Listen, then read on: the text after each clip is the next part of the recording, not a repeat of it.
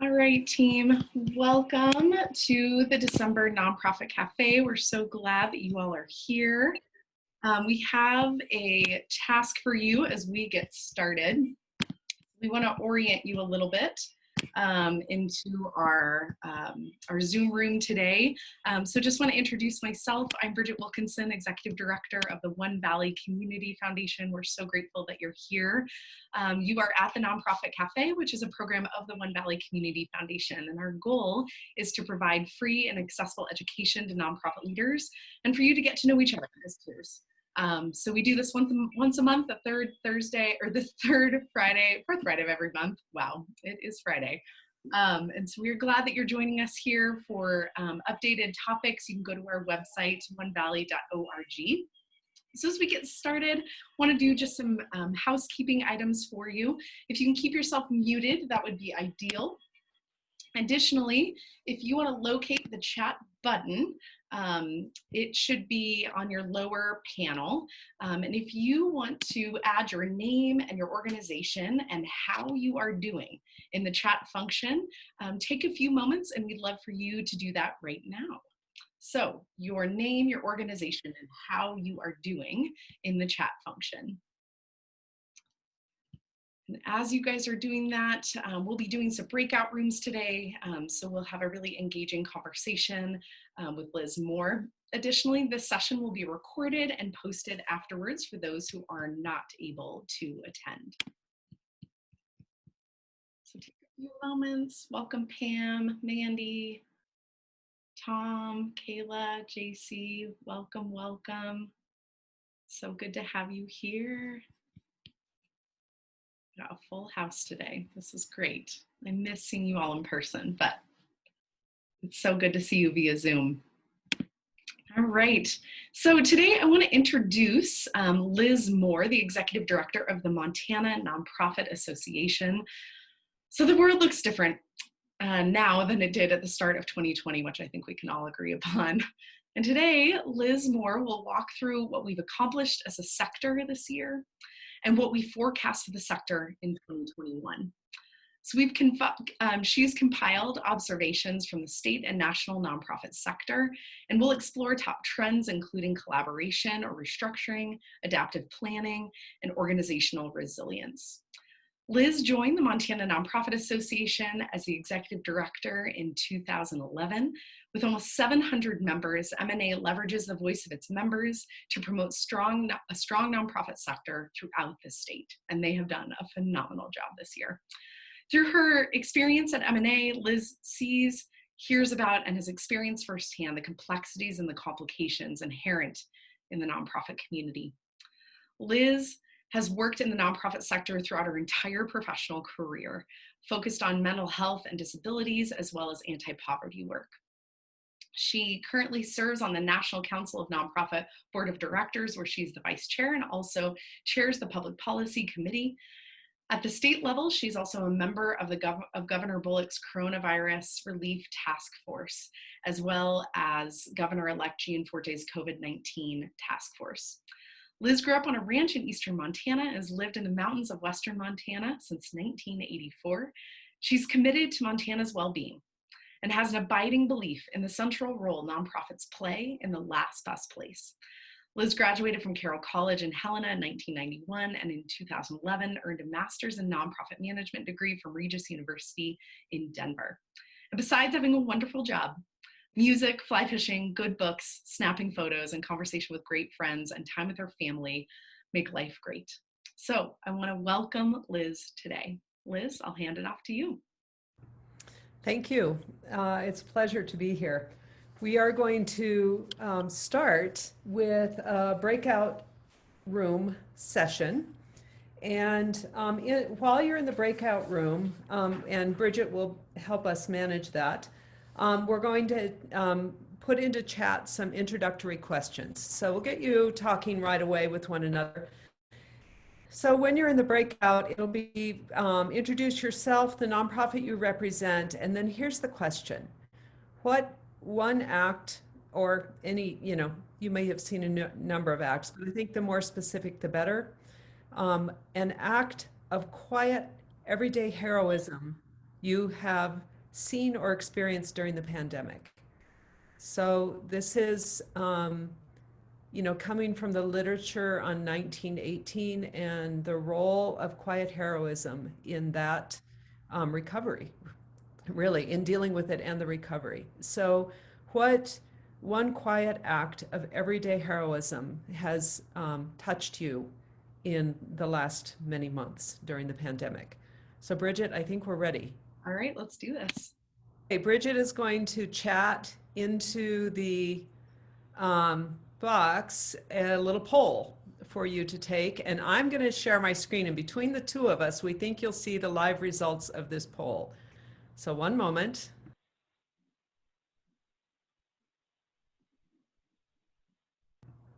Are folks chatting in?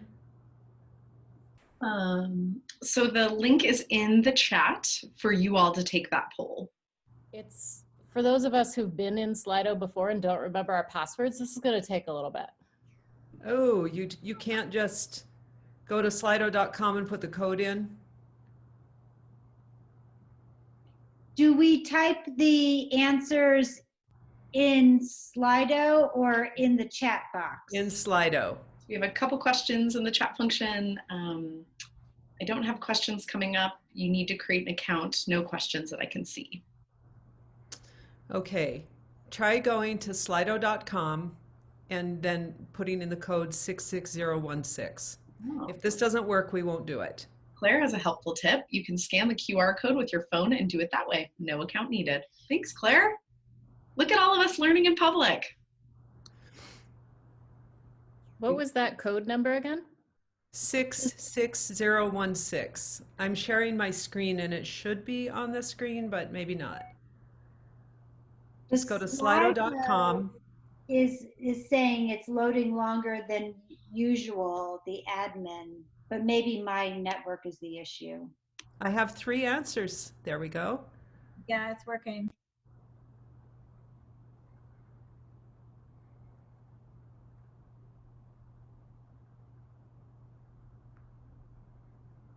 We are learning in public, all of us. Absolutely. What it's all about.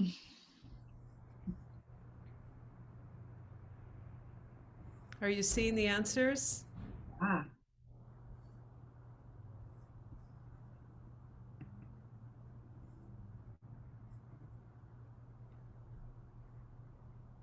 We feel grateful, more positive outlook, positivity. We could all use a little bit more positivity right now.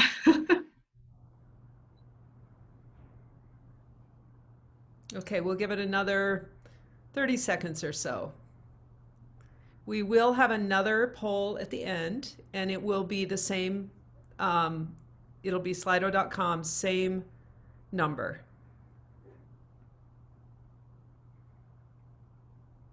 Grateful, thankfulness, love that.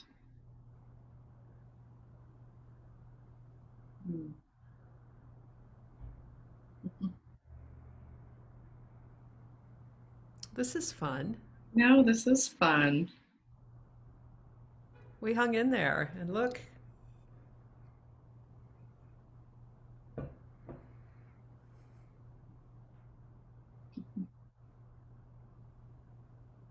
Okay. Bridget, can you just do a check and see if we need any more time? Yeah, how we doing? Thumbs up? Any more time? All right. Looks like Okay. All right.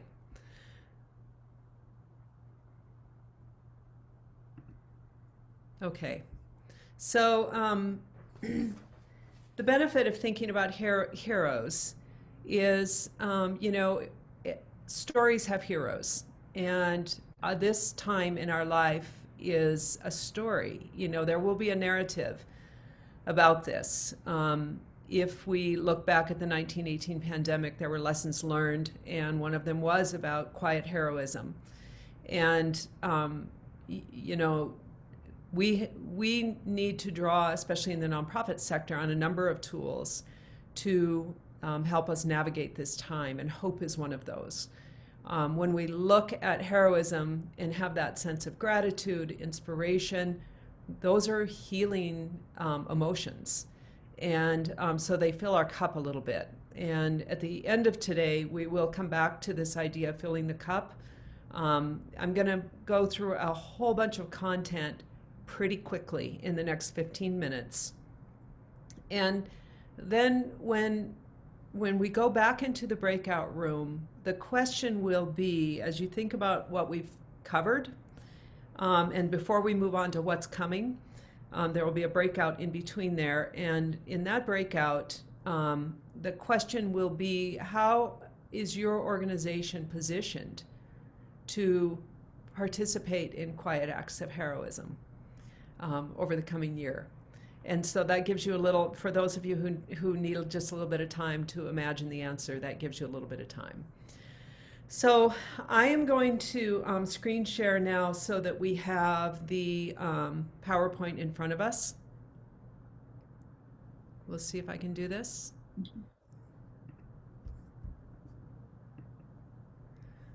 Okay. Bridget, we good? Yep. Okay. So I'm going to keep the picture thing out of the way because otherwise it's screen sharing it. Well, it won't hurt. I'll do that. Bridget, if you need anything, wave. Okay. So it's a very simple agenda. We are going to take stock and look ahead. So taking stock is just to paint the picture of where we've been this year and have a little bit of pride, a little bit of a kind of staggering, wow, no wonder we're so tired. And then we'll move in the second section to looking at 2021, like some factual things of what to expect and then how to show up as our best self. So I'm going to go through information pretty quickly because there's a lot. So first of all, thinking back on January, we've practically forgotten the census. But the Census Coalition in Montana, M&A was a part of that. And, through our work, we literally wrestled to the ground another 10.4% self-response to the census. So that happened in spite of every obstacle you can imagine. Date changes, the pandemic, mistrust. It was unbelievable what the census folks were dealing with. They are heroes, truly. And as a result, Montana will at the least have more than $1 billion available in federal funds over the next 10 years. And it's possible we will get another congressional seat. We are still not sure how the data is going to shake out. Our hope is that with a new administration coming into DC, that the timeline for delivering the data will be extended, or the December 31st timeline maybe that will be extended, so that we can get a better look at what the data tells us. So that's $1 billion. Congratulations for participating in that. Then this little victory, this little policy win happened, and the nonprofit sector participated in this. It's almost a blink of an eye and it's gone, but .org was going to be sold to a for-profit company, and our friends at N10, Amy Sampleward and her group really took up the mantle, and they worked with a coalition, and we got that sale stopped. If .org had gone into the public for-profit market, then there would be no restriction on how much people would charge for. Well, there are some restrictions, but it would get expensive for nonprofits. We won that battle, and it's worth noting, and our membership participated in that, so thank you. For the first time in history, nonprofits were explicitly and expressly included in federal relief. You may recall that nonprofits are not eligible for SBA services. And yet the PPP loans ran through the SBA, which caused a little bit of heartburn because we were putting our Social Security numbers into the SBA database, in spite of a lot of advocacy asking that we not do that. But we were included in the federal relief. And in Montana, let's see, I think I've got some data on this. Yeah. In Montana, 31% of eligible nonprofits received a PPP loan. That put us in the bottom 5 with like Idaho and Utah and Arizona. We don't really know why. If you look at why did this side of the United States get less relief than the middle and the East Coast? I don't know. We did everything in our power to let folks know about the PPP loans. One of the concerns is that the tribal organizations often use what's called CDFIs, Community Development Finance Institutions, as their lending institutions. And for some really weird technical reasons, the CDFIs, the native CDFIs, were not able to be lenders of the PPP money here in Montana. I won't go into all the reasons for that, but what that means is that the native businesses, including nonprofits, were needing to go to unfamiliar lenders. And as you know, when the lenders were swamped, it was really tough for nonprofits to be able to get loans or to be able to get in the door. And in fact, they're talking with CARES for, if we have the chance again, which I think we will, of making that a little easier. So the native CDFIs were really at the bottom of the list, or the native businesses, including nonprofits. And in a state like Montana, where we have, the 8 tribal communities, it's a little bit, that might have impacted the data, but I'm the one drawing that connection. I haven't seen it anywhere. Then in the middle of that, we hit the murder of George Floyd and the Black Lives Matter movement, and the tension and the grief and the horror of that whole scenario playing out in front of us. I think for myself, it's not to my credit that it took that.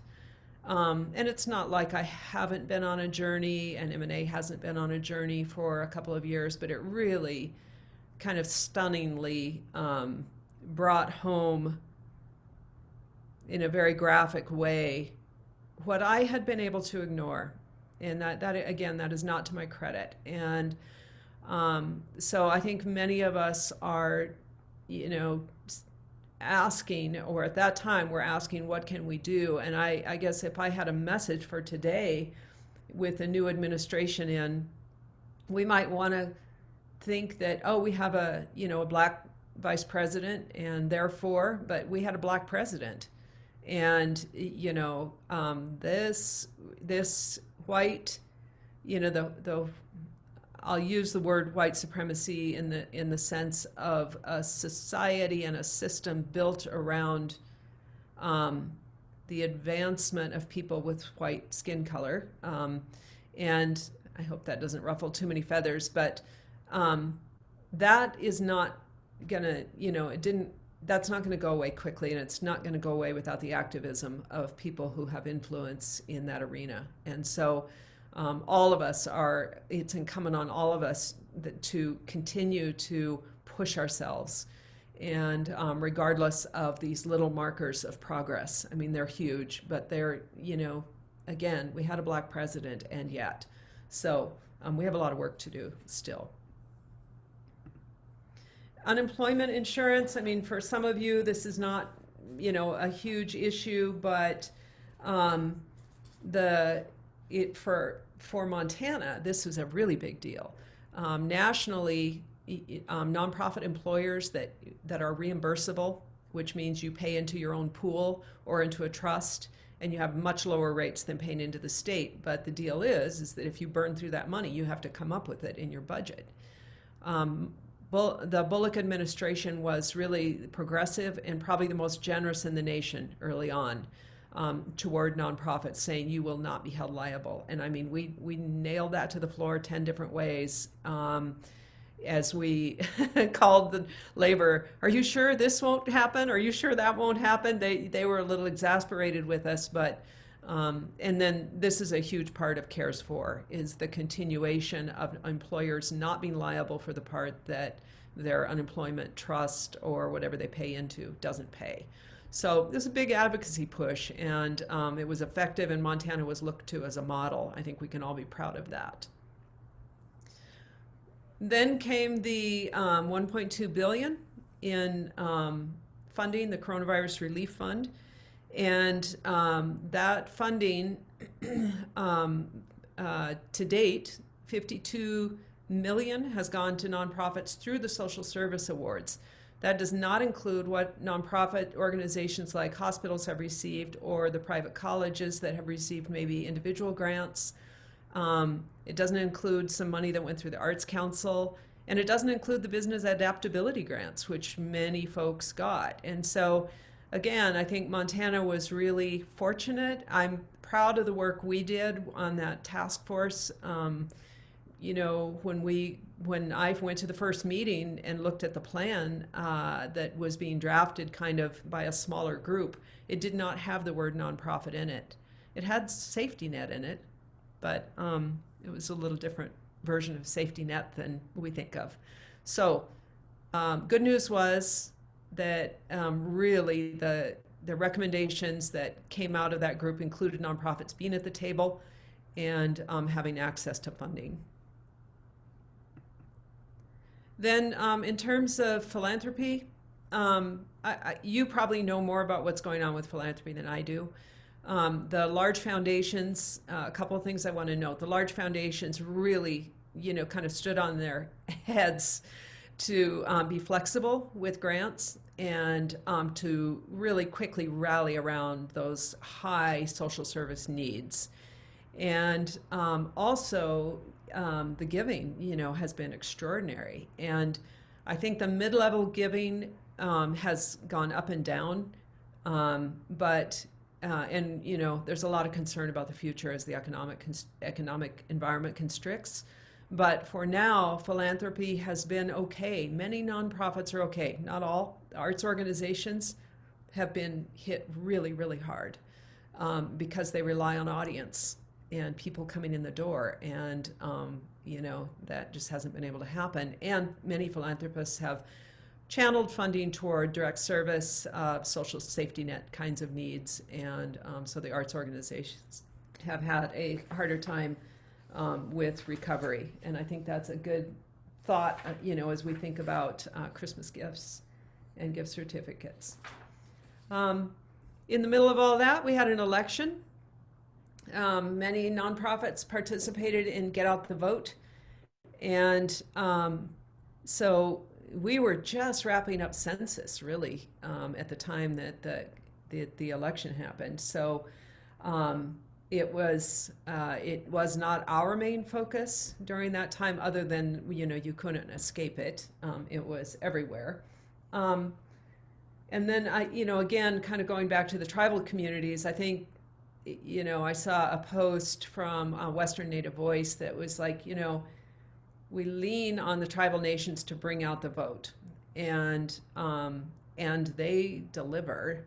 And so we kind of need to think about that as we craft policy and make sure, you know, whoever the we is that has influence in the policy realm, that we're thinking about policy that is good for the tribal nations and inclusive of the tribal nations. Then, I told you I was going to go fast. Then, you know, in the Montana picture is, love that plaza with the tribal flags. If you haven't seen that, it's just absolutely gorgeous. And so we have a supermajority. You know, we've got Republicans all the way down. Top elected positions, legislature has a supermajority. So that's really going to impact what happens in 2021 at the legislature. I will talk about that after the breakout. And then at the federal level, you know, we don't really know what will happen. I put this slide in. This is actually just an ordinary group of pelicans on the Missouri River, and I was doing some photo stuff and needed to do an April Fool's picture. And so I colored all the pelicans. The cool thing, you can't hardly see it, but is that the reflections are colored too. Oh, I love Photoshop. But my point here isn't that. My point is that there's just this sense of what are we looking at that's really real. And we don't really know what's going to happen next. We know that President-elect Biden will take office. I think the big question now is what's going to happen in Georgia and how it will impact the Senate, because that relationship between, you know, whether we'll have a majority that represents the president-elect's party or a different majority, you know, no matter what, the partisan divisiveness is a factor. And, you know, fake news is a factor, as are my fake pelicans. So, you know, the federal picture, I'm not laughing at it really, but kind of, I'm not exactly laughing with it, so maybe I am laughing at it. We don't know what'll happen next. Then we have the CARES 4 and the cliff is real. Unemployment is scheduled to go away December 31st, as is the moratorium on evictions, as is the moratorium on student loan debt. So, and we need, you know, more of the PPP funds if the economy continues to restrict or constrict as the pandemic goes on. So that cliff is real. There's a lot of concern about that. Okay, so I'm going to stop screen sharing.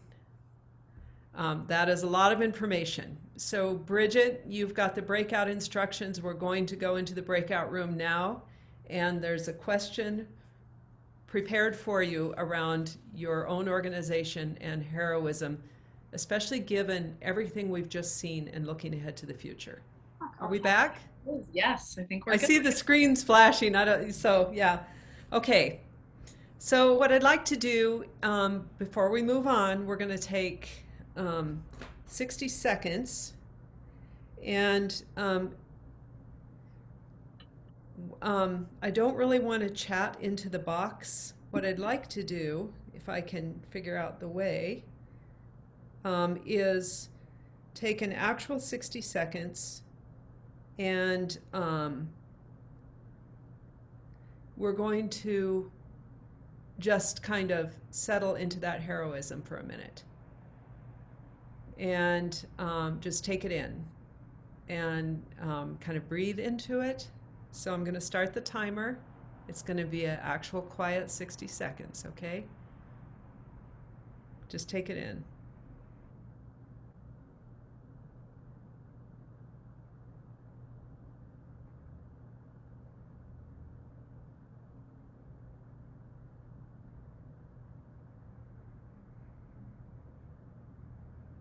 And think about this group and the heroism in this group.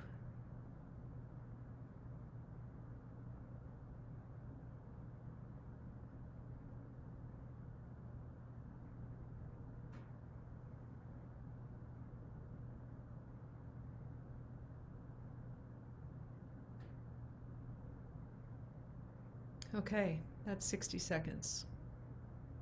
It's really hard to stop the mind for 60 seconds and just take in the present. But it's important. It's the pause, as my friend Mary says. Okay, I'm going to screen share. So we're going to go back to content here. 2021. What do we have going in 2021? I'm going to spend just a few minutes on some themes, and then we're going to move into trends for nonprofits and things to pay attention to. So first of all,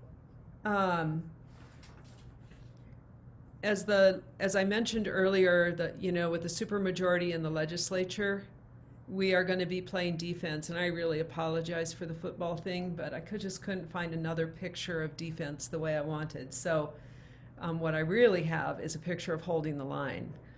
And funny enough, this picture came from an under 30 website, which I think is hilarious because it's under 30.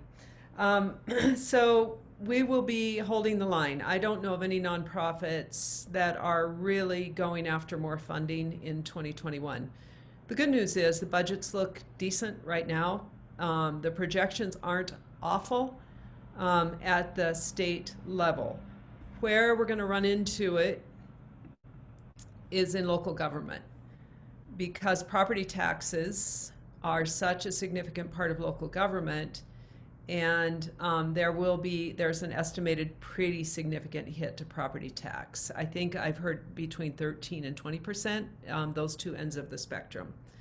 And so, you think about the money going into county governments and city, or whoever uses property taxes, your county, and how that's going to impact what happens in your community. So I think that is something to be aware of, is just that local government, even if state government holds steady.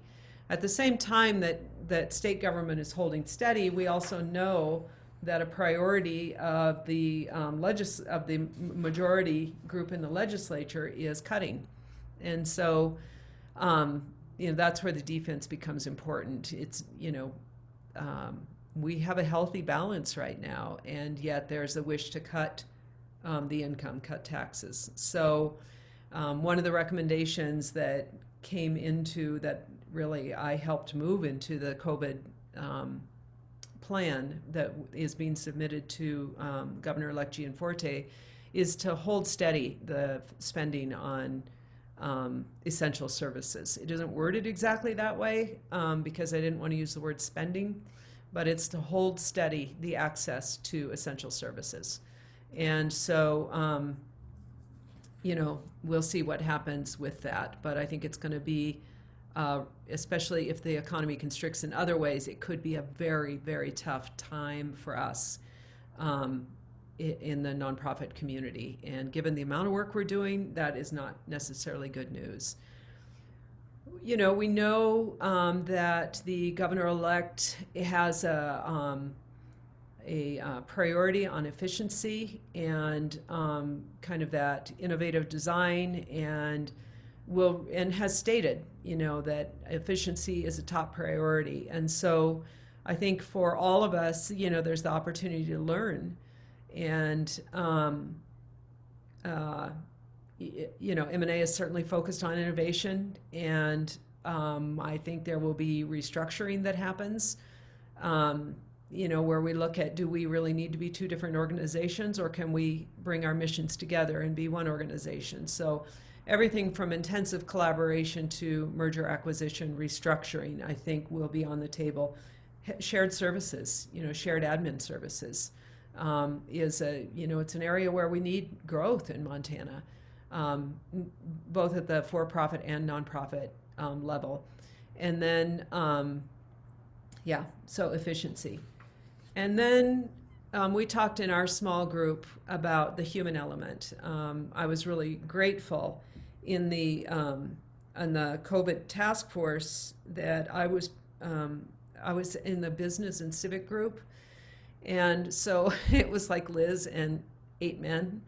And almost all of them were business people, except there was a priest. And he really, Patrick Beretta out of Butte, and he really brought in the human element. And it was, watching the reaction of these folks. One person, left the call early, like, I got other stuff to do. All of that, I really wondered how that would be. But at the end of the day, yesterday morning we met every day at 7:30 for an hour, our subgroup did. And we met yesterday morning and did a wrap up. And that contribution of Father Beretta was what several people noted as the most significant impact for them of being a part of that group. Because he brought the human element. He talked about the narrative and the soul of the pandemic and the human suffering.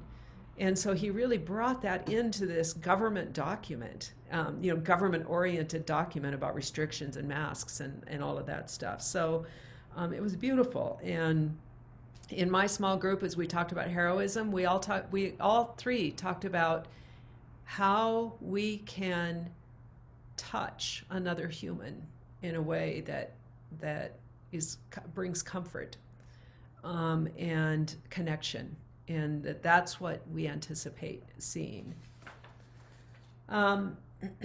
In the middle of, the budget and the legislature and all this, of course, we'll still be dealing with the pandemic. I want to note this because I think mentally, especially in a predominantly, white culture, we are really geared to productivity and like we're getting back to normal. And it's this thing of like, why, we've been at this for 10 months. Why can't I just kind of settle down and get back to normal? And, it's just worth noting, we are in the middle of a pandemic. And sometimes we just have to remember that.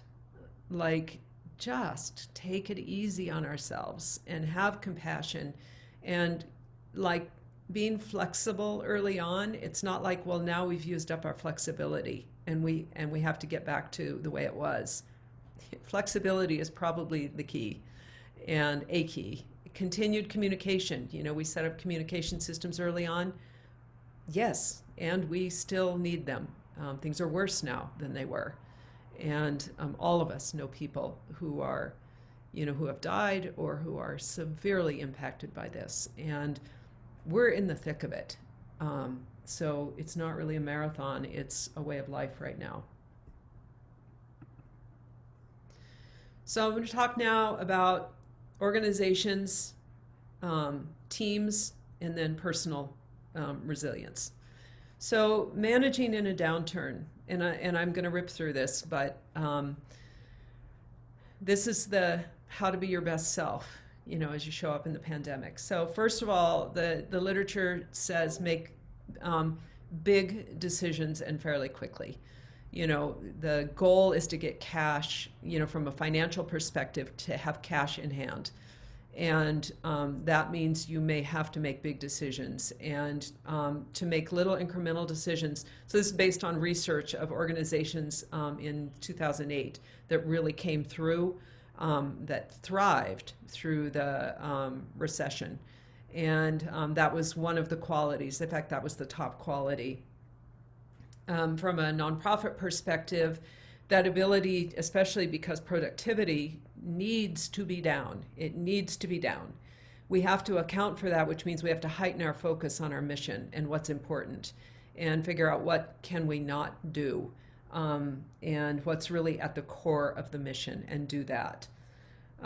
Budget and scenario planning, having contingencies. All of us are trying to build budgets and we don't really know what's going to happen, how will philanthropy go, all of that. And so we do have a tool on the M&A website around scenario planning. And Bridget, if you and I can communicate after, maybe we can pop that in.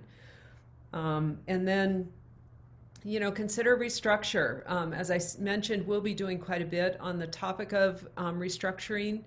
And that's scary, but I encourage you to get used to the thought. We don't exist for ourselves. We exist for the mission and the community, and we have such an independent spirit in much of Montana. But in the shared economy, really, we just need the thing to happen. We don't have to have it happen, with me being the executive. I say that for everyone except for myself, of course. So consider the role of restructuring. And then this is really important. On the task force, over and over, what came up was, in the work in our subgroup, was the need for these local coordinating and communicating groups so that there was cohesiveness and collaboration and relationship and getting to know each other. And so where are you and where is your organization in that picture is an important question for you to ask. Then we're dealing with the virtual team and we're tired. And, some of us work remotely and have forever. And I would say even so, we're probably really tired. it's important to remember there are some great benefits. Some of us are more productive. Some of us are benefiting greatly from being able to be at home and be flexible with our schedules and taking care of kids. In some cases, there's an increased, or taking care of whomever. In some cases, there's an increased work-life balance. And the remote aspect allows us to bring Montanans home. There's a whole thing on bring Montanans home to work, and we're seeing the ability to bring Montanans home and increase the talent pool because you don't have to be in Montana to do this. The downsides are pretty apparent. So I encourage you, those of you who are in leadership in particular, to sort out like what's related to the remote environment and what's related to the pandemic. We are in the middle of a pandemic. And so if the team is lagging, some of that is just the pandemic. And no matter what you do, that is going to be the way it is. And it's that ebb and flow. And I think as a leader, it's kind of important to think, well, if the pandemic wasn't here and I saw this ebb and flow, what would I do? And so try to just isolate like what is just about management and, good practices in management and what really is about the pandemic, and acknowledge that. I think it's easy to slide into a fairly introverted place. Our organization, we have a staff check-in every day. And on Tuesdays, it's longer because we use that for work sessions. And on Friday, it's longer because we're working on some very kind of intensive DEI work as an organization. But no matter what, we check in once a day. But we also have teams, or people have Slack, people have different ways. I have found myself calling people on Teams less. Early on I would just call, and we all did that. And so I'm noticing that I'm doing that less, so I got to change it and make myself reach out instantaneously and spontaneously, I guess, more. It's very easy in a virtual world to have task conversations. Yes, I'm doing this, I'm doing that, and you're checking in. And not as much time for generative conversations, those questions about making sense of the world and where do we think our people are now, and what do we need to shift in the next 2 to 3 months? All those bigger questions. It's just really easy in a virtual world to kind of get very tactical and not have the time and place and intention around being generative. And then maintaining a great culture. I think this is probably the most important thing. Employees really stick around for culture.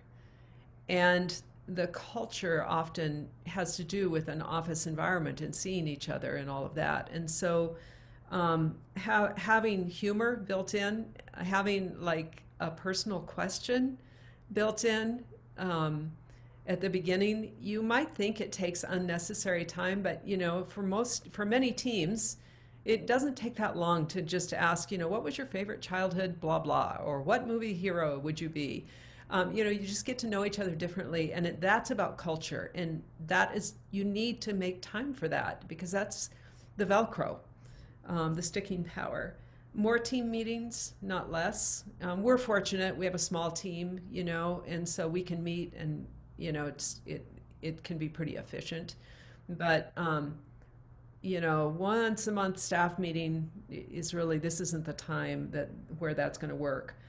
For those in leadership, those one-on-one meetings probably need to happen with more frequency. Again, you're creating Velcro, and we need that. And then, of course, criticize in private and praise in public. On Zoom, it's things can be more noticeable. And so it really becomes important to use that maxim of criticize in private and praise in public.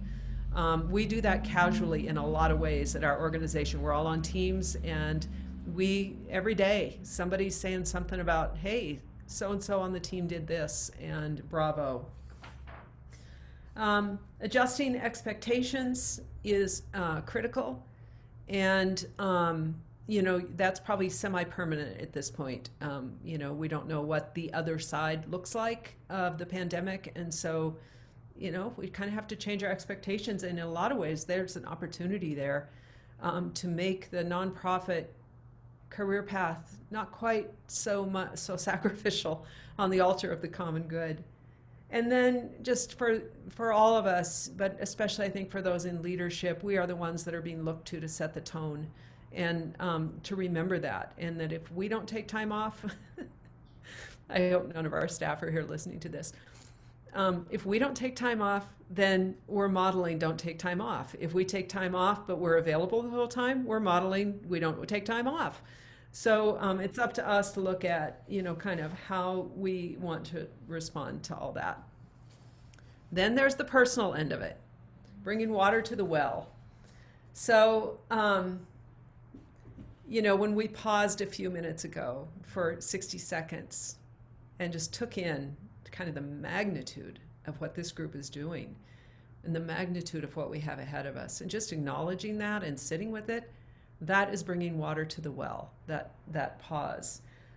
Self-care really just isn't optional anymore. I don't know, maybe 10 years ago, Forbes and Harvard Business Review and all those were talking about self-care. I'm sure they were, but it is a mandatory part of the job now. The science says that the ideal work rhythm is 52 minutes of work and a 17-minute pause. So that's not bad. That's a great way to work. 52 minutes is about the max of where we can be productive. And then when we take a break, to completely disconnect from work. And it's not just about not checking email and stuff. It's go do something that's actively and intentionally not work. It can be anything. And also, especially if it's something fun. So for me, what I love to do is edit photos. And so I'll go in, I'll slide into Lightroom or whatever and spend a little time with photography for a few minutes. And it's it's just I can take a deep breath. An enjoyable other activity. And then just noting that, if we do not take a break, all these things, the research shows that decision fatigue, which many of us have, and kind of the Zoom fatigue will turn into real bone deep level fatigue, which increases our risk factor. So, and then, from an HR perspective, flexibility around HR policies is important. So that's really quick on bringing water to the well. But now what I want to do, Bridget, is go back to Slido. And the first, let's see, if you'll just give people the link. The first question is, what is the risk of you not bringing water to the well? And I'm going to go find Slido again. Right here. I've got to activate the poll just a second. This one. Okay. It is activated. You can use that same number. And I'm going to present. And there's the number, 66016. Liz, if you want to share your screen again with the Slido, we can then use that QR code. Yeah. It's not sharing, huh? No, okay. I'll stop sharing and reshare.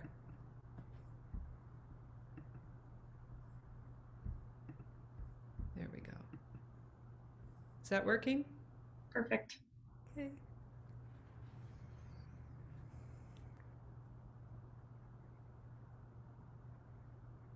So this is the risk if you don't bring water to the well. If you don't bring water to the well.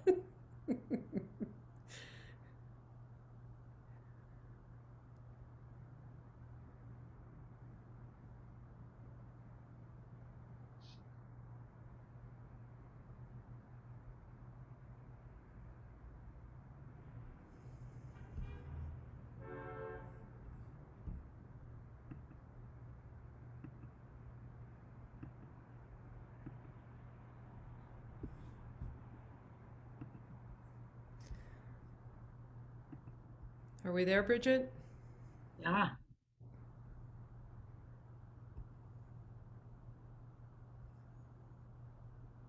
Yeah, got a few more answers coming in. Loss of mission, fatigue, loss of hope, quit.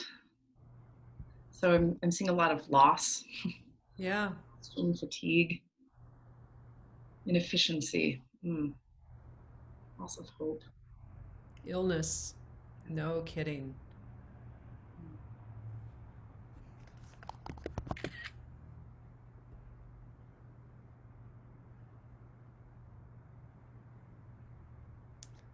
Yeah, so the community has a lot to lose if we don't take care of ourselves. Okay, I have one more question and then we'll be at Q&A time.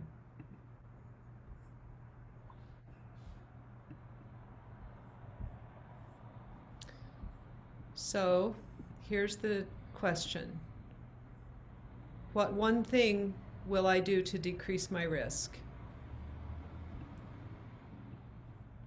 And just one thing, you only get one choice.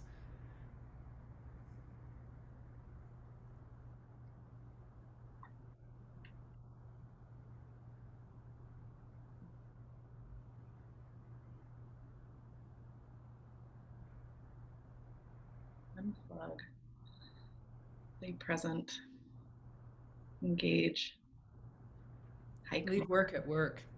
Yeah. That's hard to do when you're working from home, but it can be done. Separate work from home. Amen.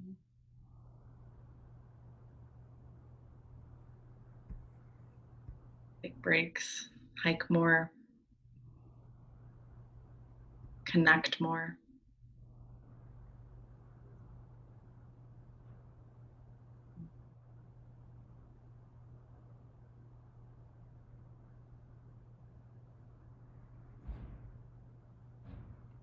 Are we there?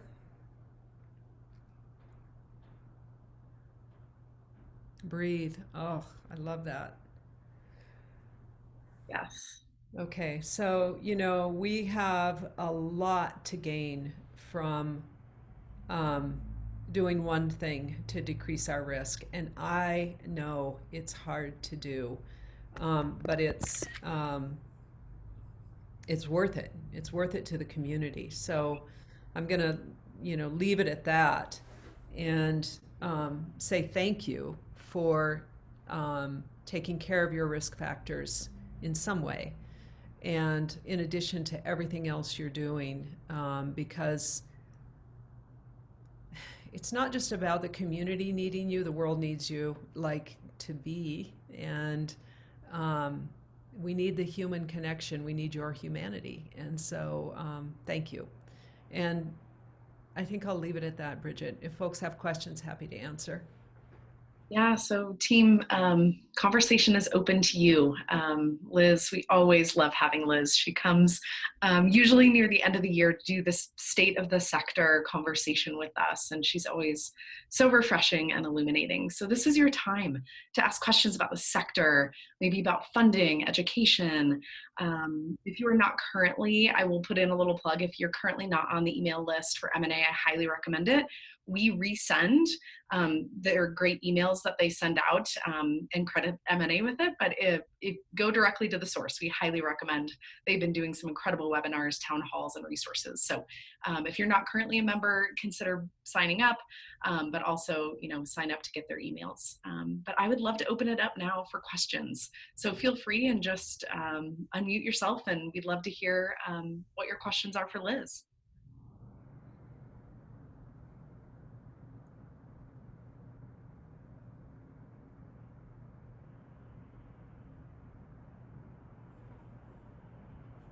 This is Kate, and I was just curious. I'm hearing the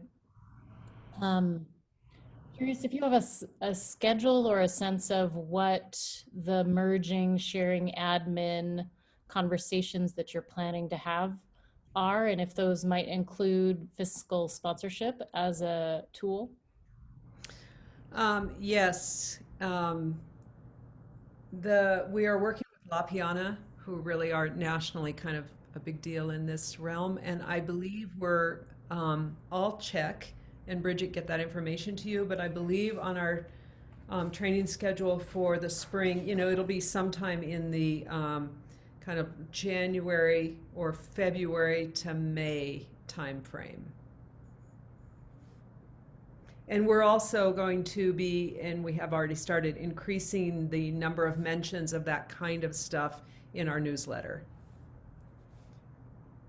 So you don't have quite like a planned out schedule of we're going to talk about merging this month and this, We that. probably do, but Shelby has it. I'll find out. Okay, Yeah. thank you.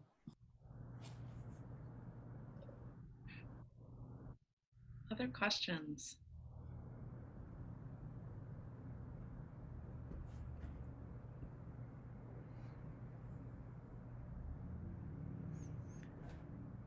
And Kate, maybe we can reach back to you specifically too.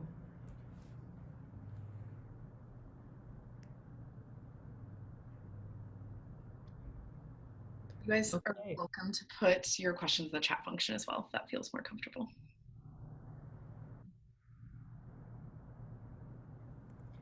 I have a quick question, Liz. You had mentioned about like the work to break ratio, which was really interesting. Thank you. And makes total sense to me. So that's good too.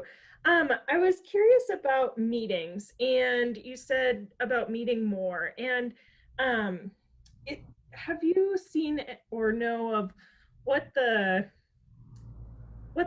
good ratio is for checking in with staff and meeting as a team during COVID? Because I definitely think that there can be too much as well. 2 meetings a day to check in feels like a lot. And so, do you have any sense of that? I don't have anything technical. I don't have research on it, Anna. I have our own experience is, we meet once a day, and honestly, sometimes it's 15 minutes, but it's that kind of thing of if you were at the office, what would you do? You'd probably wouldn't come in, shut the door, and start working. You'd kind of go through, say hi to everybody, just kind of like, hey, how's it going? Good to see ya. It's that.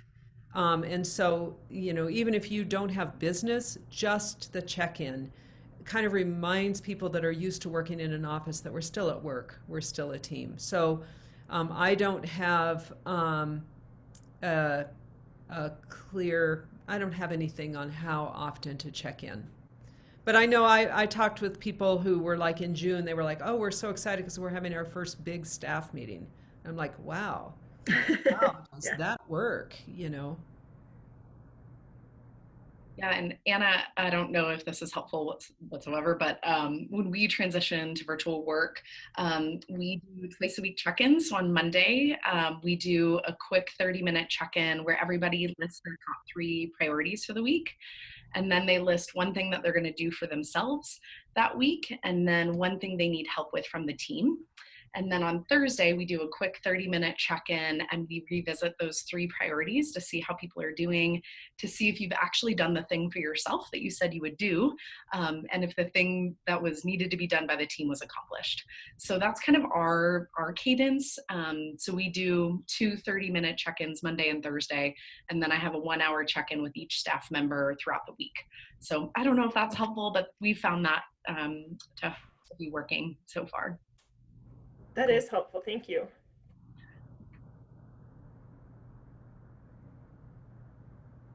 Any other questions? Will you say those 3 priorities again? I was trying to write it down and I didn't write it fast enough. Yeah, so we basically, we have people force rank 3 priorities. If you can only get 3 things done in a day, in a week, what are those things? So 3 things you're gonna do, 1 thing you're gonna do for yourself, and 1 thing you need help with from your team. Thank you. Yeah. Feel free to email me or call me if you have questions. Well, we are just about at time. I think as we wrap up today, I just want to extend an extraordinary thank you to Liz. She has so much on her plate. She has graciously donated her time to come and speak with us today. And I really can't say enough what an incredible advocate the Montana Nonprofit Association has been on behalf of all of our organizations when it comes to advocating for funding, for policy change, for education. We are so fortunate to have such a strong and thriving statewide nonprofit association. So big thanks to Liz. She's such a huge reason for that. And we are so grateful. And this really filled my bucket today. I hope it did for you too. If you have additional questions for Liz, don't hesitate to reach out to her or myself. I'm happy to connect you to her if you don't have her contact information. So I think I will end there. Liz, any final words? No, yes, I really appreciate the opportunity, and also, we know where networks are strong, everyone is stronger, and we've really seen that in the pandemic. And so, bravo for the network. And then I just want to do a shout out to the M&A team, because anything I'm able to accomplish is because I'm part of this group, and they are the secret sauce. And so, yeah, that's it. Wonderful. So thanks, Bridget. Yeah, well, thanks, Liz, and to all of our nonprofit leaders, thank you for investing some of your time with us on this Friday. This recording will be posted on our website next week, so you're welcome to share it with any of your colleagues who weren't able to join us today. So just want to give another big thank you for joining us for our Nonprofit Cafe for December, and we will see you after the new year. Thanks, team.